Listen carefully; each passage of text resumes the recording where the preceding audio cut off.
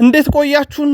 ታላላቆቹን የአውሮፓ ክለቦች የተመለከተ ወቅታዊና ዕለታዊ ጥንቅሮችን ከምታደምጡበት የዩቲዩብ ቻናላችንና የመረጃ ሰዓታችን ላይ ትገኛላችሁ። ውድ ቤተሰቦቻችን በድጋሜ ለብርሃነ ጥምቀቱ እንኳን በሰላም አደረሳችሁ ብለን መልካም ምኞታችንን ለእናንተ ውድ አድማጮቻችን ገልጸናል።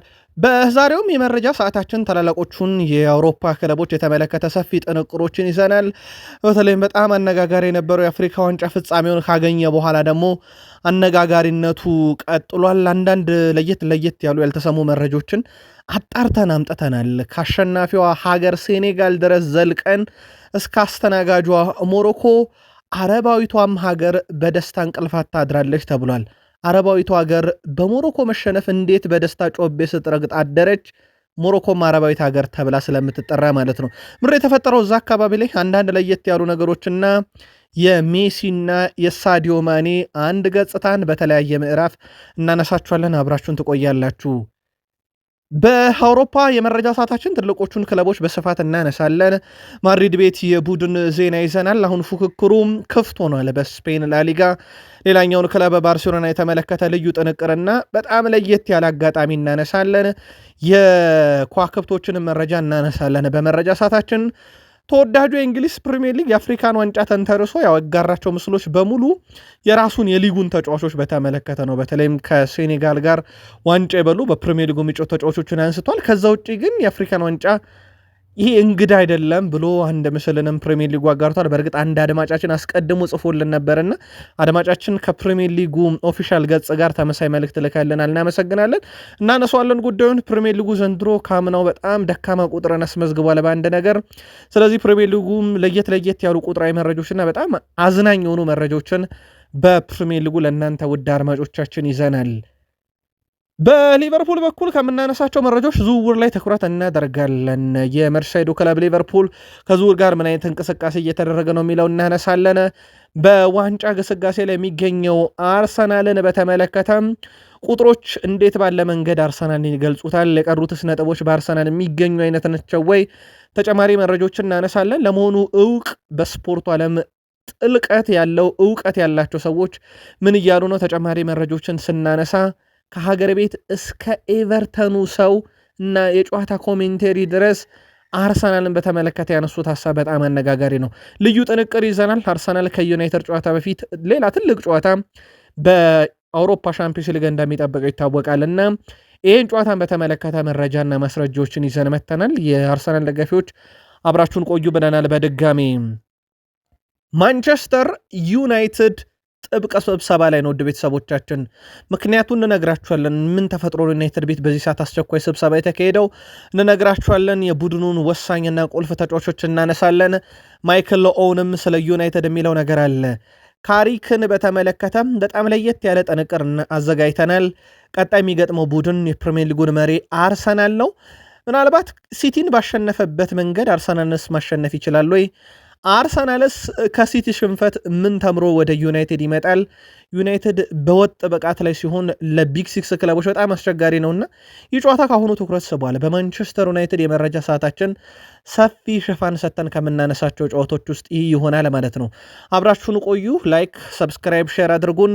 በሀሳብ መስጫ ሳጥናችን ላይ ሀሳብ አስተያየታችሁን እያጋራችሁን በድጋሚ እንኳን ለብርሃነ ጥምቀቱ በሰላም አደረሳችሁ ብለን ሀሳብ አስተያየታችሁን እያጋራችሁን መልካም ቆይታ ተመኘን።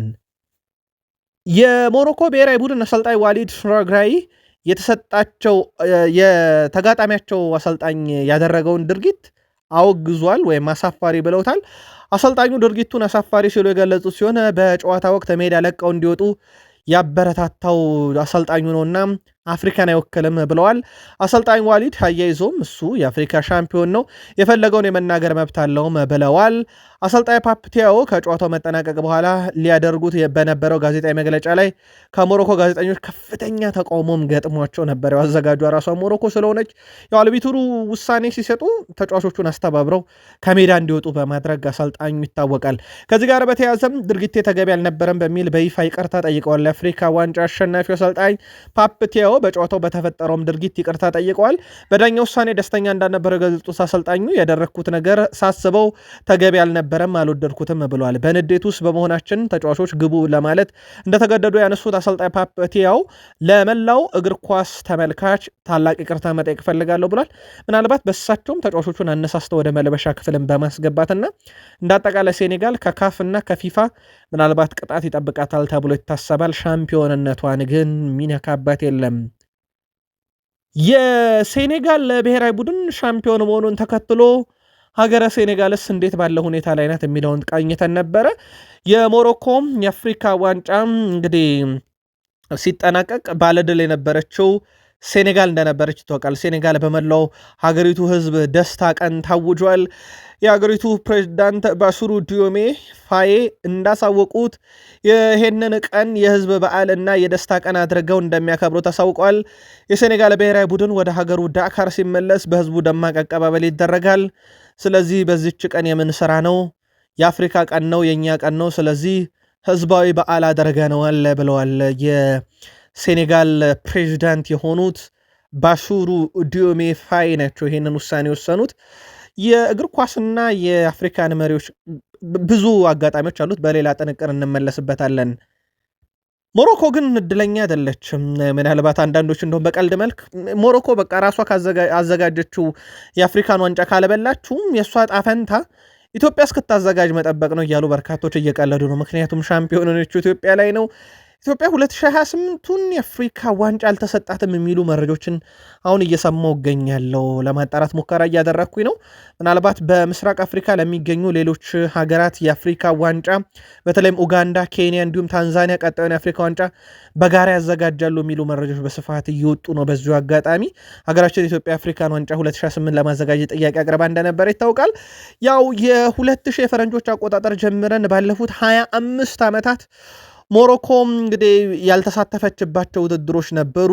በካፍ ቅጣት የተጣለባት ነበረ። ያኔ የኢቦላ ወረርሽኝ ጊዜ አላዘጋጅም ብላ ቅጣት ተጥሎባት ከዛ ሁለተኛ ደረጃን ይዛ እስካጠናቀቀችበት የ2025 ድረስ እና 2004 በፈረንጆቹ ከዛ በዘለለ ግን ብዙ ርቀት መሄድ አልቻለችም። ስለዚህ ምናልባት ኢትዮጵያ እስክታዘጋጅ መጠበቅ ሊኖርባት ሳይችል አይቀርም። በጣም አስገራሚ ነገር እንንገራችሁ ውድ ቤተሰቦቻችን።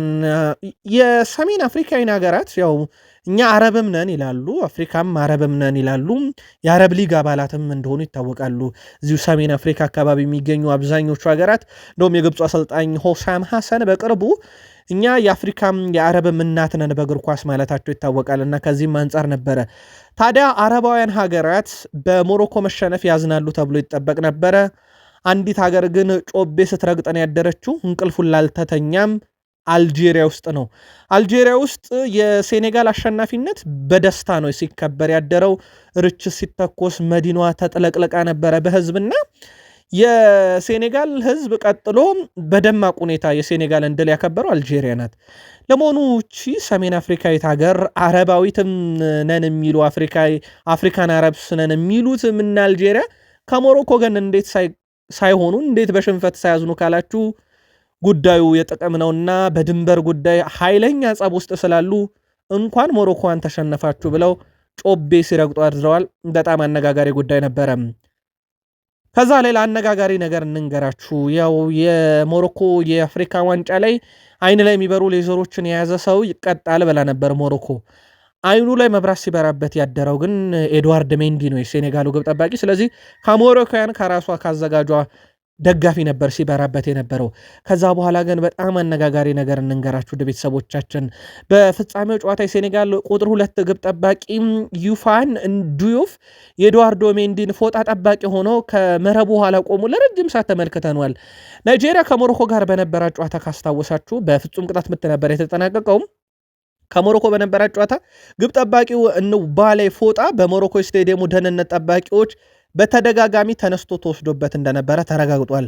ታዲያ አሽራፍ ሐኪሚ ኤድዋርዶ ሜንዲን ፎጣ አንስቶ ሲጥልበት ታይቷል። ይህንም ተከትሎ ሴኔጋሎች ቁጥር 2 ግብ ጠባቂ ምን ትሰራለህ እዚህ ከኛ ጋር ማሟሟቁንም ኳስ ማየቱንም ትተህ ሂድና ፎጣ ጠብቅ ተብሎ ከግቡ በኋላ ፎጣ ሲጠብቅ አምሽቷል።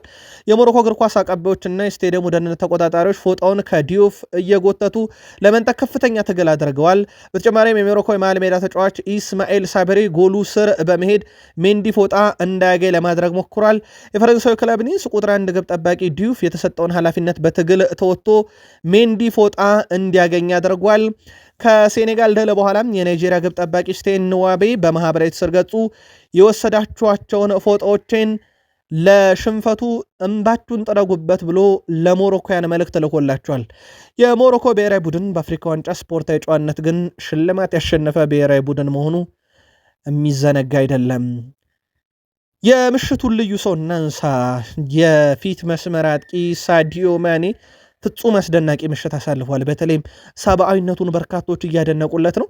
ሳዲዮ ማኔ ልክ እንደ ክርስቲያኖ ሮናልዶ አይነት ቫይቭ አለው። የአፍሪካ ውስጥ በጣም ከሚወደዱ ተጫዋቾች ውስጥ ሳዲዮ ማኔ ይጠቀሳል። በየትኛውም አፍሪካዊ ዘንድ በእኩልነት ይወደዳሉ ተብሎ ስማቸው ከሚነሱት ውስጥ በወቅታዊ ተጫዋቾች ውስጥ ሳዲዮ ማኔን መጥቀስ እንችላለን። ሜዳ ላይም ከሜዳም ውጭ የሁሉ የሴኔጋል ተጫዋች ተቆጥቶ ሲወጣ ከሜዳ ብቻውን ሜዳ ውስጥ የቀረ ከነ ሃላጂ ዲዩፍ ጋር ተነጋግሮ ተጫዋቾችን ለምኖ የመለሰ በኋላም ጨዋታ የተቀየረበት አጋጣሚ ነበረ። ከዛ አንድ ምስል አሁን በማህበራዊ ትስስር ገጽ ላይ በስፋት እየዞረች ነው። 2022 ላይ ሊዮኔል አንድሬስ ሜሲ ከአርጀንቲና ጋር ያችን ምሽት በዓለም ዋንጫ ካሳለፈ በኋላ በስኬት የተነሳው ፎቶ እና የሳዲዮ ማኔ 2026 ያነሳው ዋንጫ አንድ ላይ ጎን ለጎን ምስሎቹ አሁን ማህበራዊ ትስስር ገጽ ላይ ተጠለቅልቀዋል። እቺኑ ምስል የማንቸስተር ሲቲ ተጫዋች ጀረሚ ዶኩ ተጠቅሞታል። በነገራችን ላይ በማህበራዊ ትስስር ገጹ ቤልጂየም የማንቸስተር ሲቲ አጥቂ ጀረሚ ዶኩ ለጥፏታል እና ምስሏ ትወዳለች ማለት ነው።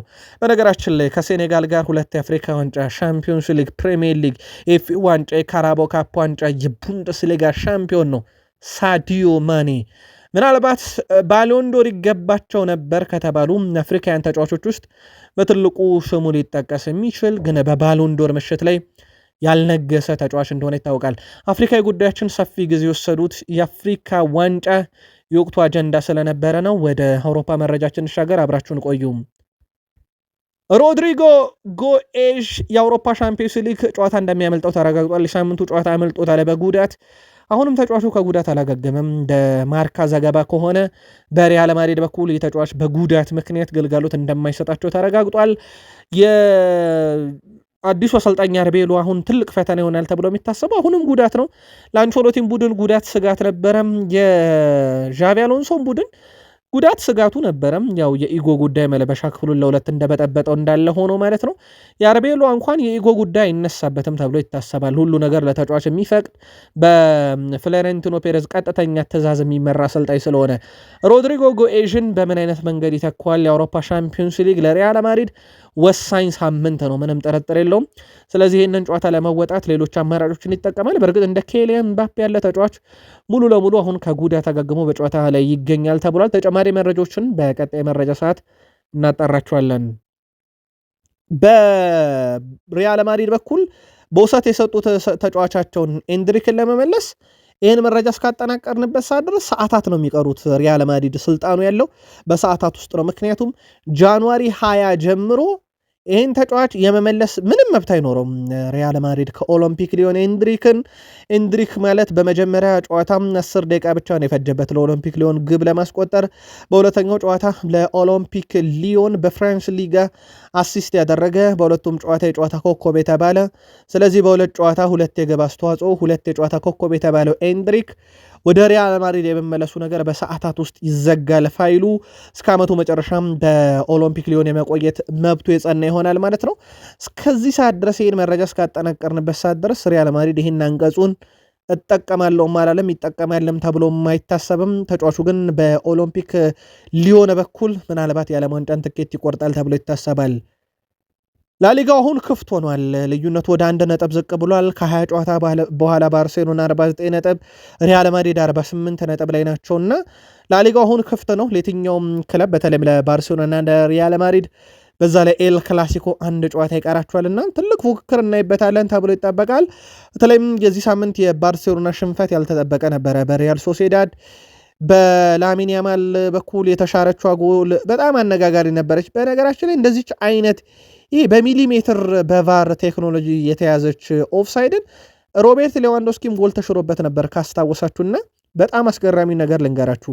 የላሚን ያማልም ጎል ሲሻር የሮቤርት ሌዋንዶስኪም ያኔ ጎል ሲሻር ጊል ማኖዟን እና የቫር ዳኛው ራሳቸው ተመሳሳይ ነበሩና ባርሴሎና እነኚህ ዳኞች በመሃል ሜዳም በቫር ዳኝነትን በተሰየሙበት ጨዋታ በሚሊሜትርም ቢሆን ኦፍሳይድ ተብሎ ጎል በቫር ለሁለተኛ ጊዜ ተሽሮበታል።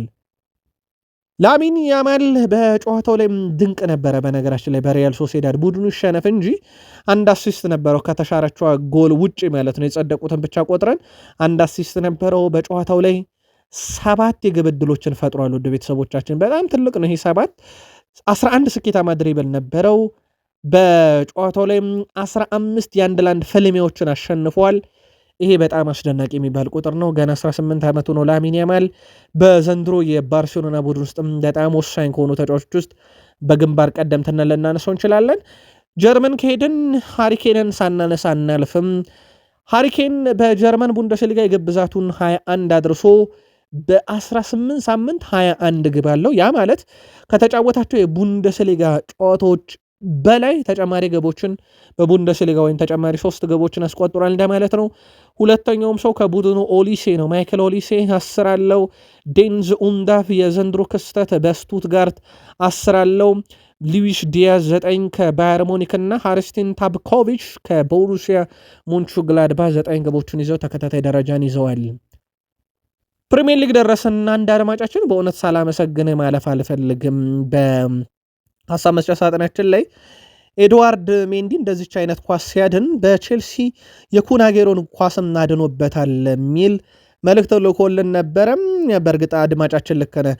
ከዚህ በፊት ኤድዋርድ ሜንዲ የቼልሲ ግብ ጠባቂ እያለ የኮቪድ ጊዜ በዛን ወቅት ይመስለኛል በኩን አጌሮ በኩል እንዲሁ አይነት የፓኒንካ ምት ተመቶበት ነበረ። እናም አድኗታል። በወቅቱ ኤድዋርድ ሜንዲ በምሽቱ የአፍሪካ ዋንጫ የፍጻሜ ጨዋታም ላይ የቢራሂም ዲያዝን ኳስ አድኗታል። በእርግጥ ያው ቢራሂም ዲያዝ ኳሷን እንዲስታት ሆን ተብሎም የተደረገ ነገር አለ የሚሉ መረጃዎች በስፋት እየወጡ ነው። ሳናጣራ እናመጣውም ብለን ነው። ለማንኛውም ለኤድዋርድ ሜንዲ እንዲህ አይነት ኳስ ማዳን በፕሪሚየር ሊጉም ነበረ ብሎ ፕሪሚየር ሊጉ አስታውሶኝ ብሎ ከዛ ውጭ እነ ኢልማን ንዴን ምስል አካቶ የአፍሪካ ሻምፒዮኖቹንም በምስሉ ላይ ያጋርቷል። ፕሪሚየር ሊግ ላይ ስለሆነን አንዳንድ ቁጥሮችን እንመልከት። ፕሪሚየር ሊጉ 161 ጨዋታዎች ይቀሩታል ገና። በጣም አስገራሚ ነገር ግን አንድ መጥፎ ሪካርድ ይዟል ከአምናው አንጻር። አምና ፕሪሚየር ሊጉ ሙሉ ጨዋታ ተደርጎ ሲጠናቀቅ ሁሉም ክለቦች 38 ጨዋታን አድርገው የፕሪሚየር ሊግ ሲዝን ሲጠናቀቅ 16-0-0 ነው በአመቱ ሙሉ ያየ ነው አምና። ዘንድሮ ገና የአመቱ አጋማሽ ሲደመር ጥቂት ጨዋታዎች 17-0-0 ጨዋታ ተጠናቋል እና የዘንድሮ የ0-0 ብዛት ገና ሲዝኑ ሳይጠናቀቅ ካምናው በልጧልና ቀሪ ጨዋታዎችን ስናስባቸው 161 ጨዋታዎችን ስናስባቸው ምናልባትም ዘንድሮ በፕሪሚየር ሊጉ በጣም ከፍተኛውን 0-0 ልንመለከት እንችላለን። ምናልባት የ0-0 ጉዳይ በኢትዮጵያ ፕሪሚየር ሊግ ላይ አብዛኛውን ደጋፊና እግር ኳስ አፍቃሪ ምርር እንዳረገ ይታወቃል። እነሆ ተወዳጁ የእንግሊዝ ፕሪሚየር ሊግ 17ኛ ጨዋታውን በ161 ጨዋታ ቀሪ 0-0 ውጤት ላይ ደርሷል። ፕሪሚየር ሊግ ላይ ስለሆነን ተጨማሪ መረጃ እናንሳ። ፕሪሚየር ሊጉ 22 ሳምንታትን ተመልክተናል። በአማካይ አንድ ቡድን 11 ጨዋታዎችን በሜዳው አድርጓል እንደማለት ነው። እናም በሜዳቸው ከተጫወቱ 11 ጨዋታ ውስጥ አርሰናል እና ሰንደርላንድ ብቻ ናቸው ሽንፈት የሚባል ነገር በሜዳቸው በአርሰናል በኤሚሬትስ እንደዚሁም ሰንደርላንድ በስቴዲየም ኦፍ ላይት ያልቀመሱት። ምናልባት አርሰናል የፕሪሚየር ሊጉ ጠንካራ ቡድን ነው፣ ቢግ ሲክስ ነው፣ በታሪክ ትልቁ ቡድን ነው በፕሪሚየር ሊግ ጠንካራ ስለሆነ ምናልባት ብዙ ሰርፕራይዝ ላያደርግ ይችላል። የሰንደርላንድ ግን ፍጹም አስገራሚ ነው፣ ያደገ ቡድን ነው። በፕሪሚየር ሊግ እነ ኦፕታ ቅድመ ግምታቸውን ይወርዳሉ ካሉት ውስጥ አንደኛው ሰንደርላንድ ራሱን ነበር። አሁን ለሚቀጥለው ዓመት የአውሮፓን ትኬት ቆርጦ ለመፎካከር የሚፋለምና ልክ እንደ ፕሪሚየር ሊግ ሻምፒዮን ለመሆን በጣም እንደቀረበው አርሰናል ሁሉ በሜዳው የማይሸነፍ ቡድን መሆኑ በጣም አነጋጋሪነቱ ቀጥሏል። ፕሪሚየር ሊጉ 2018 በፈረንጆች አቆጣጠር ነበረ ለመጨረሻ ጊዜ በፕሪሚየር ሊግ አንደኛ፣ በፕሪሚየር ሊግ ሁለተኛ፣ በፕሪሚየር ሊግ ሶስተኛ የሆኑ ቡድኖች በአንድ የፕሪሚየር ሊግ ሳምንት ላይ ድልም ግብም አልባ ጨዋታን ያሳለፉት። አርሰናል ግብ አልነበረውም፣ 0-0 ነው ያጠናቀቀው። አስቶን ቪላ ተሸንፏል 1-0 በሆነ ውጤት ግብ አልነበረውም። ሲቲ ተሸንፏል 2-0 ግብ አላስቆጠረም እና ሶስቱም ክለቦች ያለ ድልም ያለ ግብም አጠናቋልና በፕሪሚየር ሊግ 1-3 ያሉ ክለቦች እንዲህ አይነት ሳምንት ሲያሳልፉ በፈረንጆች አቆጣጠር ከ2018 በኋላ በፕሪሚየር ሊግ ያየነው ለመጀመሪያ ጊዜ ነው። ምናልባት አትራፊ የነበረው ግን ከሶስቱ ክለቦች አርሰናል ነው። ምክንያቱም ቢያንስ 1 ነጥብ አግኝቷል። ሲቲ በዩናይትድ ተሸንፏል። በማንቹሪያን ደርቢ በኤቨርተን ያልተጠበቀ ሽንፈት በሜዳው አስቶን ቪላ አስተናግዷልና አርሰናል መጥፎ ውጤት ቢሆንም ግን ከተፎካካሪዎቹ አንጻር 1 ነጥብ ማግኘቱ በዋንጫ ፉክክሩ ላይ አንድ ተጨማሪ ነጥብ እንዲያገኝ ደረጃው ይታወቃል። ሊቨርፑል በዝውውር መስኮቱ ላይ ያሉ ወቅታዊ እንቅስቃሴዎችን እንመልከታቸው። ውድ ቤተሰቦቻችን በሊቨርፑልና በአርቢ ኤሊዮት ጉዳይ አሁን የመወሰን ስልጣን ያለው አስቶን ቪላ ነው። የአስቶን ቪላ ፍቃድ ላይ የተመሰረተ ውሳኔዎች ናቸው ሊወሰኑ የሚችሉት። ከዚህ ጋር በተያያዘ ግን ውድ ቤተሰቦቻችን ተጫዋቹ መጫወት የሚችለው ወይ ለሊቨርፑል ወይ ለአስቶን ቪላ ብቻ ነው። ከነኚህ ሁለት ክለቦች ውጭ መጫወት አይችልም። ምክንያቱም አውሮፓ እግር ኳስ ማህበር ህግና በፊፋ ህግ መሰረት በአንድ ሊጉ ስለ 3 ክለብ መጫወት አይቻልም። ስለዚህ ይህ ተጫዋች ከአውሮፓ ውጭ የትም ሄዶ መጫወት ይችላል። በተለይም ሳውዲ አረቢያ፣ አሜሪካ ሜጀር ሊግ ሶከር መጫወት ይችላል። በትልቁ የሚጠበቁት ሊጎች ሁለቱ ስለሆኑ ከዚህ ጋር በተያያዘ የአርቢ ኤሊዮትን ጉዳይ መጨረሻ ውሳኔ ሊቨርፑል ሳይሆን አስቶን ቪላ ይወስናል። ተጫዋቹ አሁንም የመጫወቻ ደቂቃ እጥረት ግን በትልቁ ገጥሞታልና ሊቨርፑል በስኳድ ዴብዙ ላይ ማጠናከር ቢፈልግ እንኳን አርቢ ኤሊዮትን ግን ያመጣዋል ተብሎ አይጠበቅም። ቨርጅል ቫንዳይክ ክለቡ ከዝውውር ጋር በተያያዘ እያደረገ ስላለው እንቅስቃሴ ምንም አይነት መረጃ እንደሌለው ገልጾ ቫንዳይክ አክሎም ክለቡ የሚያደርጋቸው እቅዶች ሁሉ የራሳቸው የሆነ ግብ ያላቸው እንጂ ጊዜያዊ መፍትሄ ለመፈለግ እንዳልሆነ ግን አውቃለሁም ብሏል። በዝውውር መስኮቱ ምን ሊከሰት እንደሚችል ለማየት በትዕግስት እየጠበቀን ነው። ገና የዝውውር መስኮቱ ጥቂት ቀናቶች ይቀራሉ። ምን እየተከናወነ እንዳለም መረጃው የለኝም። እኔ የአስተዳደር ጉዳይ ስለሆነ ብሏል ከጋዜጠኞች ጋር በነበረው ቆይታ። ነገር ግን ክለቡ የሚያቀደው ነገር ሁሉ እንደሚታወቀው ግብ ያለው እንጂ አጭር መፍትሄን የሚፈልግ አይነት ክለብ አይደለም። በዝውውር ገበያው መጨረሻ ምን እንደሚሆን እናያለን። ግን የአጭር ጊዜ እቅድ የሚመጣ አይነት ዝውውር ያለ አይመስለኝም ብሏል ቫንዳይክ። የዝውውር ገበያው ሲጠናቀቅ ምን አይነት ውጤት እንደሚያመጣ ለማየት እየጓጓው ነው ያለም ሲሆን እኛም እንደ ደጋፊ ኃላፊዎች ቡድኑን ለማጠናከር ተፎካካሪ ለማድረግ የሚያስችሉ ተጫዋቾችን ያገኛሉ ብለን ተስፋ እናደርጋለን ብለዋል። ሊቨርፑል የጥር የዝውውር መስኮትን እንደ ሁኔታው ብለዋል አርኔ ስሎት። ምናልባት የሊቨርፑል ደጋፊዎች ሁኔታው አስገዳጅ ነው ተጫዋች ለማስፈረም ብላችሁ ታስባላችሁ? ጻፉልን። በአርሰናል በኩል የፕሪሚየር ሊጉን ዋንጫ ለማሸነፍ ያው 13 ጨዋታ ድል ማድረግ ብቻ ይጠበቅባቸዋል። ከዛ በተለለ አርሰናል ዋንጫ የማሸነፍ ንጻሪ አሁን ወደ 89.62 በመቶ ደርሷል። የተፎካካሪው ሲቲ ወደ 6.91 በመቶ ነው። የኦፕታን ነው መነግራችሁ። አስቶን ቪላ 3.36 በመቶ። ከዛ በኋላ ከ0.07 እና 0.04 በታች ነው ሊቨርፑል እና ቼልሲ የተሰጣቸው። ስለዚህ አሁንም ቅድመ ግምቶች ያሉት አርሰናል ጋር ነው። የነጥብ ልዩነቱ 7 ደርሷል፣ አድጓል። በፕሪሚየር ሊጉም አርሰናል 50 ነጥቦችን አግኝቷል። ቀሪ 48 ነጥቦች ይቀሩታል። ስንደምራቸው እነኚህ 98 ነጥብ ይደርስለታል። ያ ሁሉንም ጨዋታ ካሸነፈ ነው 48 ነጥብ ይቀራል ማለት። በፕሪሚየር ሊግ 98 ነጥብ ዋንጫ ለማግኘት 100% ዋስትናን ይሰጣል። ምክንያቱም ራሱን ሲቲን ስለሚገጥም በአንደኛው ጨዋታ ላይ። ትልቁ ጉዳይ ግን አምና ሊቨርፑል ይህ ሁላ ነጥብ አላስፈለገውም ፕሪሚየር ሊጉን ለማንሳትና ያ ማለት የተፎካካሪዎችም ጉዞ ይወስነዋል። ለማንኛውም አርሰናል 50 ነጥብ አግኝቷል። ቀሪ 48 ነጥቦች እጁ ላይ ያለ ኦፕታ 89.62 በመቶ ሰጥቼዋለሁ ብሏል። ምን ያህሉን አሳክቶ ሻምፒዮን ይሆናል ይጠበቃል። ከዚህ ጋር በተያያዘ ሁልጊዜም እላለሁኝ በርካታም የአውሮፓ ውስጥ ቀድሞ የተጫወቱና ጋዜጠኛ የሆኑ ለአብነት ያክል የሰሞኑ የስኮልስና የኒኪበት ሀሳብ ይታወቃል። ምን ያህል ግርግር እንደፈጠረ የቀድሞ ተጫዋች ናቸው። በአርሰናል በኩል የአርሰናል መረጃ ስላለን ደግሞ የአርሰናል ሌጀንዶችን ፖል ሜርሰንን ማንሳት እንችላለን። ከዛ ውጭ ኢያን ራይት ስለ አርሰናል ይናገራሉና ራይት እንዲያለ የሆነ ጋዜጠኛ እንዲያለ እንላለን። ስለዚህ እንደ ሁልጊዜው ዛሬም አላዛር አስግዶም እውቁ ኢትዮጵያዊው በሚዲያው ላይ በራሱ ሚዲያ ላይ ከአርሰናል ጋር በተያያዘ ያነሳቸው አንዳንድ ሀሳቦችን እናንሳ። በአላዛር አስግዶም በኩል የተነሱት ሀሳቦች አንደኛ አርሰናል የስኳድ ዴብዝ ችግር አለው ብዬ አላስብም የሚል ነው። ለክርክር ሊቀርብ አይችልም ብሏል። ጥያቄ የሚሆነው አማራጮች በየትኛው ጨዋታ ላይ የትኛውን ተጫዋች ከየትኛው ተጫዋች ጋር አብሮ ማጣመር የሚለው ነው።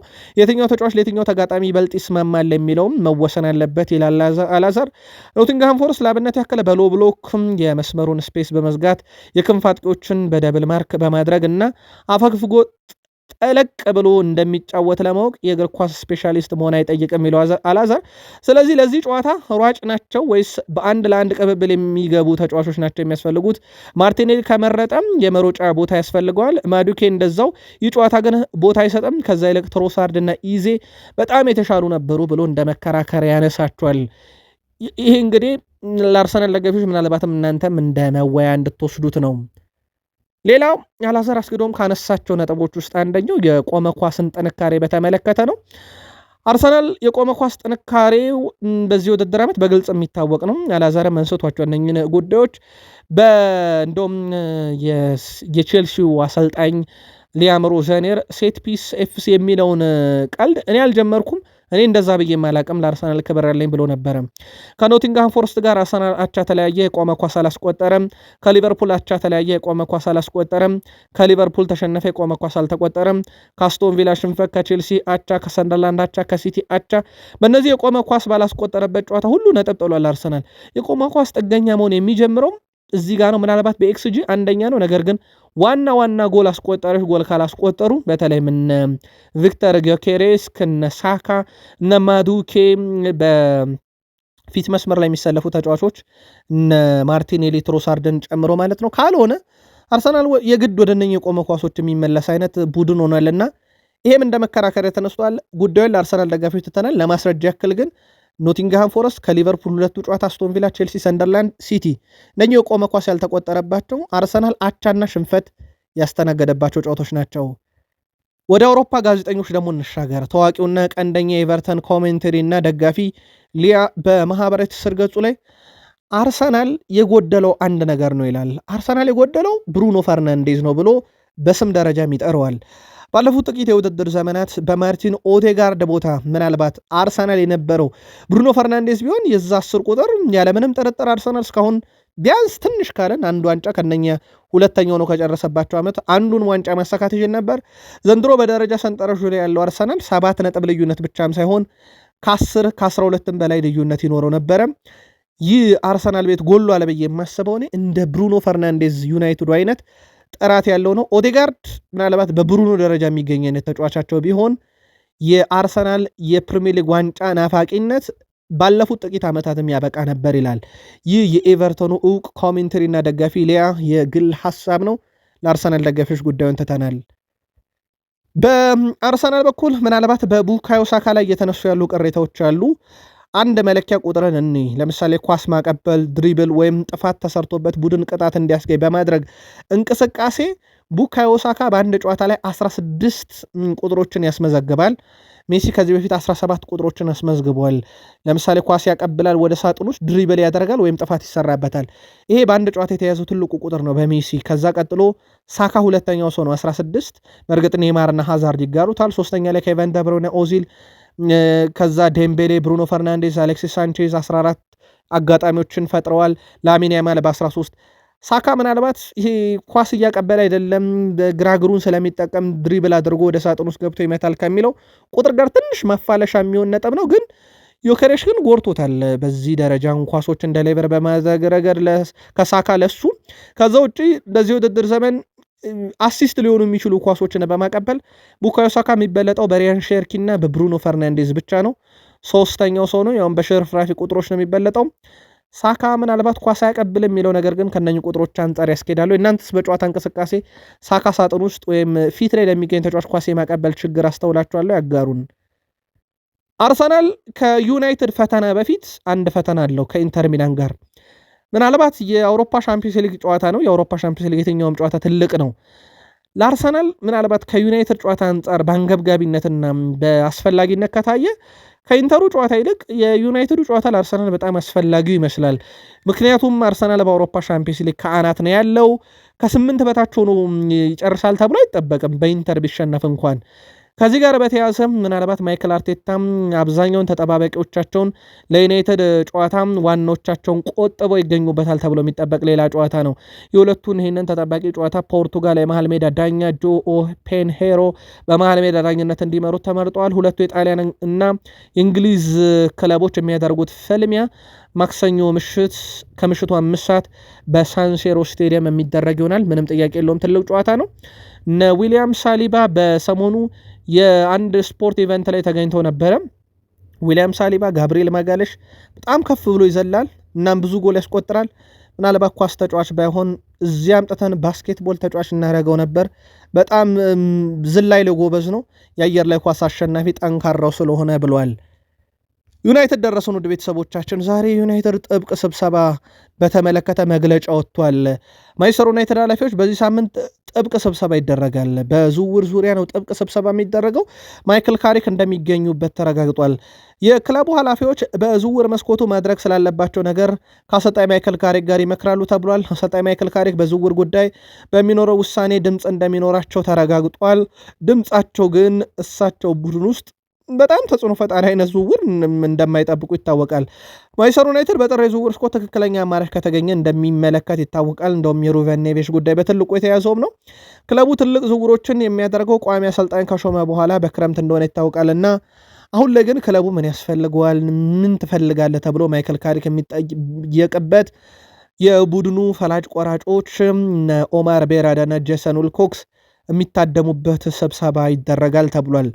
የማንቸስተር ዩናይትድ ቡድን ላይ ማን መጨመር አለበት ብላችሁ ታስባላችሁ? በማይክል ካሪክስ በኩል እንዴት ያለ ሀሳቦችም እንዲነሱ ለአመራሮቹ ብላችሁ ታስባላችሁ? አጋሩን። እኛ መረጃውን እየተከታተልን ነው፣ ለዩናይትድ ደጋፊዎች እናመጣዋለን።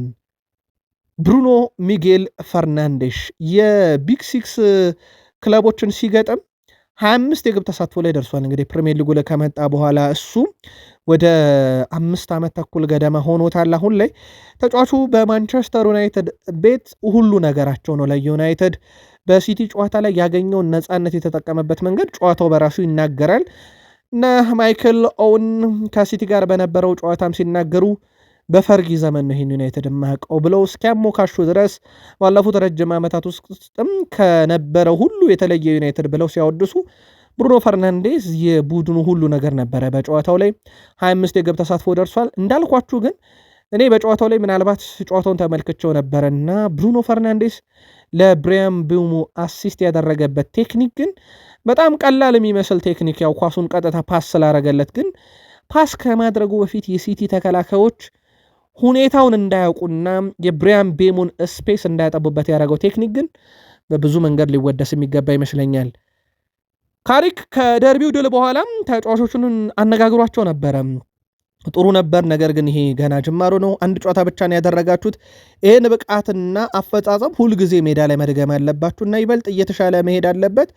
አሁን ሁልጊዜ በእንደዚህ አይነት መንገድ እንዴት መጫወት እንዳለብን በልምምድ ቦታ ላይ ደግሞ መቀጠል አለብን ብሎ ተጫዋቾቹን ሲያነጋገር ነበር ብሏል ክሪስ ዋይለር። በእርግጥ ሩበን አሞሪም ተጫዋቾችን አነጋግሯል። እንደውም ቴሌቪዥን እስከ መከስከስ ደርሶ ነበረ። በመልበሻ ክፍል ውስጥ ከተጫዋቾች ጋር የመነጋገር ችግር የለበትም የተነጋገረበት መንገድ እንጂ። ከዚህ ጋር በተያዘ ክሪስ ዋይለር ካሪክ ከዚህ በጣም የተለየ ነው ብሏል።